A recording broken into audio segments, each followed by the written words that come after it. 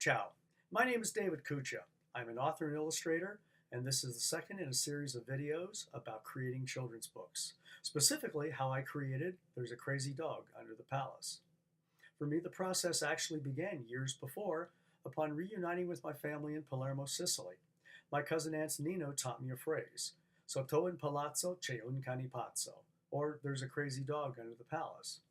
Quite a few years later, my wife and I are at the local park walking our black Labrador, Jasmine. And I'm telling her how I'd really like to illustrate a children's book one day, but I don't have an idea about characters, nor do I have an idea about a story. She thinks for a moment, then simply says, why not use the phrase that your cousin taught you about the crazy dog and use Jasmine as your subject? This was perfect.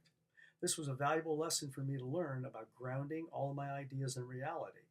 It's also a lesson that I try to pass along to kids in my school presentations today.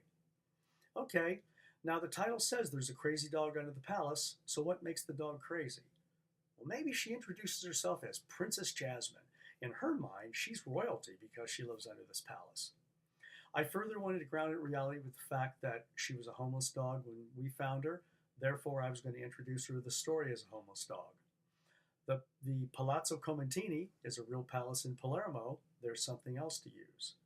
Now, the prince is a made-up notion. There's no princes in Italy, but I decided that the prince could carry along another notion, something that I had a lot of problems with as a boy.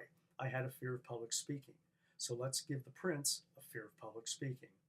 To round out the cast, I created Topo the mouse, and Roxy became Roxanne, a Tibetan Mastiff that actually lived nearby and was one of Jasmine's best friends. Now I've got my ensemble of characters, but how do I go about laying out my ideas? Well, for me, the best way to work is to start with a rough storyline or a plot line, a synopsis. I have an idea that the characters are going to meet, they're going to become friends, somehow there's a conflict or turmoil, and they're going to resolve that. The whole purpose of this is to provide friendship, second chances, and just being yourself.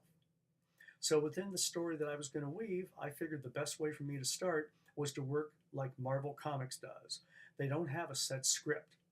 They actually tell the artist that they have a brief plot line, and the artist can go off within the context of 5 to 10 pages, and he can design and illustrate whatever he wants, and they fit the script to that scenario.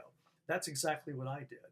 I came up with a series of thumbnail roughs, and they're called thumbnail because they're very, very little roughs. They're your planning sketches, but they tell you where you're going to place your characters, what kind of cinematic angles you can use with the camera, and exactly what's going to happen within the flow of the story.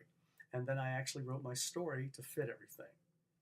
That's a brief synopsis of how I created the book. The basic thing to me, and it was very important in my story, or any of the stories I create, that I don't talk down to kids whatsoever. I want them to feel important and to discover the world through the eyes of the animals. That's it for today. In the next video, we're going to talk about the very unlikely sources that helped me create the sequel book, Who Ate the Gelato? Thank you for your time. Grazie.